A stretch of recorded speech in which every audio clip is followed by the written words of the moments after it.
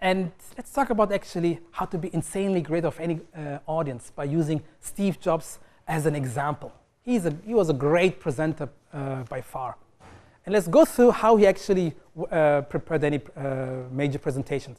And these were actually staged in 3 acts. Number 1, you create a story. Number 2, you deliver an experience. You're not delivering a message. You're delivering an experience. It's a much heavier. It's much heavier to. It's more difficult, but it hits the point right away. And then refine and rehearse. By creating a story, the single most important piece is before you start actually a presentation, do a sketch. Think about what's the story. Don't start with a PowerPoint presentation or keynote presentation. Think about what is the story that you want to actually tell. Write down in Scratch and think about it. It takes a little bit more time, but it's much more effective. The story, for example, of the MacBook Air was, it's the world's thinnest notebook. Very simple. World's thinnest notebook. And in iPod, it was 1,000 songs in your pocket. Very simple story.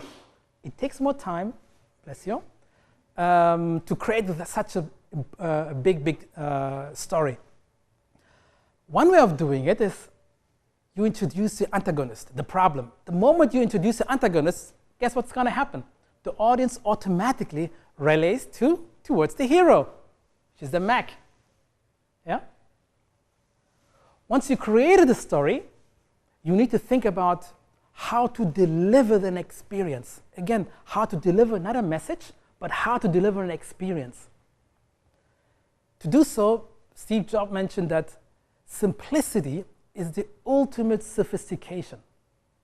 Again, simplicity is the ultimate sophistication. We all are engineers or have an MBA degrees, and so we are triggered to think in complex way. But in order to deliver something for the audience, you need to make it very simple. Guess how many bullet points actually Steve Jobs used for his presentation?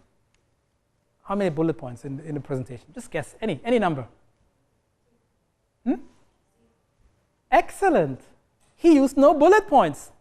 He said bullet points should be inside a gun, but not in a PowerPoint. If there was a study outside that says if there's information presented in orally, probably 10% would actually remember 27 hours later. But if you add a picture, that changes dramatically and increases dramatically to 65%. What an impact.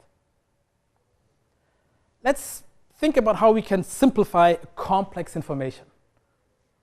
This is the way a regular presenter would present and launch the MacBook Air. Presenter would say, this beautiful display, 13.3-inch LED widescreen display, the size, it's a 3 pound, and the storage, beautiful storage, 120 gigabyte, the processor, the memory, and the battery. This is how most of us would probably present the MacBook Air. Now let's see how Steve Jobs actually presented the MacBook Air. Take a moment. What a difference. What a difference. Let's talk about a difference. Number 1, how many words did he actually use? No words at all. Why using words when you can say, it is so small that it actually fits in an envelope, in an office envelope.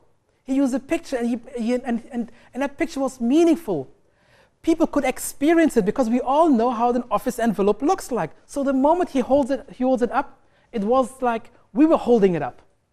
So he was not only delivering a message, but he delivered an experience. Yes, it takes some time, but just think about it. When you next time present, use fewer words and pictures. It takes more time, but if you want to be insanely great in front of a great audience, you need to really use lesser words and try to deliver an experience. Yeah, just holding it up and saying, and be pausing for a couple of seconds and saying, it is so thin it even fits in an office envelope. The audience automatically understood. They understood. Not only did they understand, but they experienced it right away. Yeah, there's a big difference of delivering a message and delivering an experience. So what he also did was he dressed up the numbers, because most numbers has no meaning for the most audience.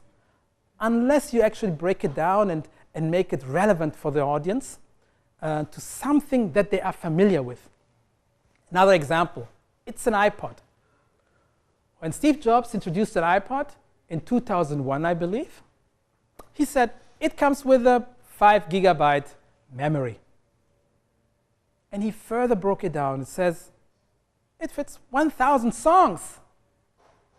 And he further broke it down and said, and look at this, 1,000 songs that you could actually put into your pocket. And the moment you put it in your pocket, the audience could feel it. Yeah? The audience could feel it. It is so small that it fits actually in your pocket. And the whole camera was focused on his pocket, the way he actually put it in, very slowly, so that the audience could actually experience the feeling. To summarize, people will forget what you said. I hope you're not going to forget what I said today. People will also forget what you actually did, but they will never forget how you made them feel. They will never forget how you made them feel. The third act is the refining and the rehearsal. Steve Jobs had a master sense presence. When he came into the stage, his voice, his gesture, and his body language communicated authority, confidence, and as well energy. The way he was welcoming his guests, his open gesture, his hand gesture, etc. That delivered the key experience. Confident. That's very, very important. When you go out, you have to deliver confidence. The audience need to understand that whatever you say, you know actually what you're talking about. And he was practicing for 2 full days. He was focusing on the presentation. For 48 hours, he asked his product managers to provide him feedback, specific feedback for every little item, in order to prepare the ultimate Apple experience. And last but not least, have fun. Yeah? Most people forget that the audience, they not only want to be informed, they also want to be somehow entertained, right? And what he did was his presentation was focused on entertainment. So I remember it was, I believe, in the Macworld in 2007, I believe. There was a technical glitch. Something happened. He paused for a second, and then he told a personal story about him and Steve Wozniak, about some things that they did, and while he was talking about this personal experience, the technical team fixed it. The moment it was fixed, he just continued. What a confidence. What a confidence. One more thing. QBIC. This is us, Qatar Business Incubation Center. Qatar Business Incubation Center, we're going to welcome you first, everybody. We are very happy that you're today with us.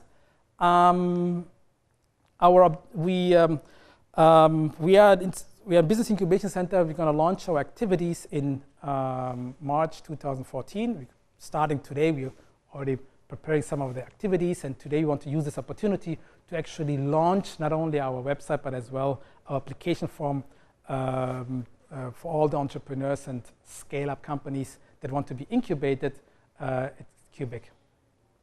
Our objective, what we set, and our mission actually, is very simple. Instead of focusing on we're going to create an entrepreneurship ecosystem, etc., we are very, very specific and precise. Our mission is to develop the next 100 million Qatar Riyal companies here in Qatar.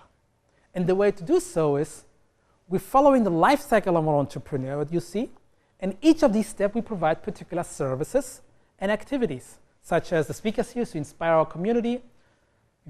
And we have startup sessions. We provide workshops, such as today. We provide 1 or 2 days activities in order to generate the best business ideas, in order to move them up to Lean Startup. We're going to talk about it in a minute. The Lean Startup is a 10-week program where we help entrepreneurs to turn an idea into real startup business in 10 weeks by focusing on customer development. We provide further coaching and teaching in order to move them up so that they become scale-ups. As we said in the beginning, we don't call them SMEs because we don't believe there are entrepreneurs outside that say, when we grow up, we're going to become an SME. No, they want to become big companies. So therefore, scale-ups, providing further coaching and education, and then providing graduation, post-graduation services. If you, for a moment, quickly focus on Lean Startup. What is the Lean Startup? As I mentioned, it's a 10 weeks program where we help entrepreneurs to turn an idea into a real startup business by focusing on the customer development. What the key deliverables in these 10 weeks is customer validation, not developing product, but a real customer validation, going to customers, talking to them and validating that this business opportunity is a real opportunity and not a hallucination. And then developing minimal viable product, a prototype in 10 weeks, and delivering a pitch at the end. What it is, in a simple nutshell, it's a 100% fat-free program where we're going to focus on helping you turn an idea into a real business in 10 weeks. The way we do so is we're going to provide the first week as an action-oriented teaching together what we're going to do with Babson College, one of the leading entrepreneurship business schools around the world. And then the week 2 till 10 is action-oriented coaching sessions where we're going to focus on these key elements to turn our idea into a real startup business. What we use is the business model canvas and the customer development tools. And we also will do a lot of exercises, real life exercises to help you to be much more customer focused and customer oriented.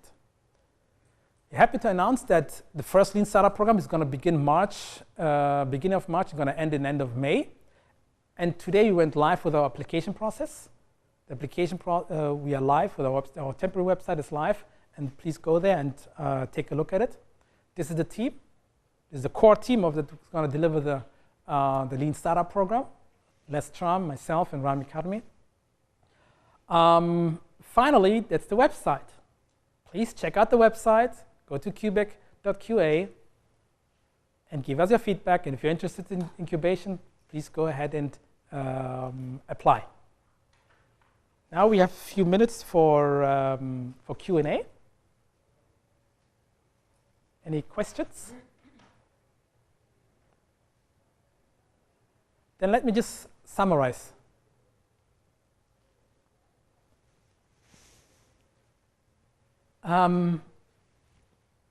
These are some typical statements from entrepreneurs that actually say, and what investors reply.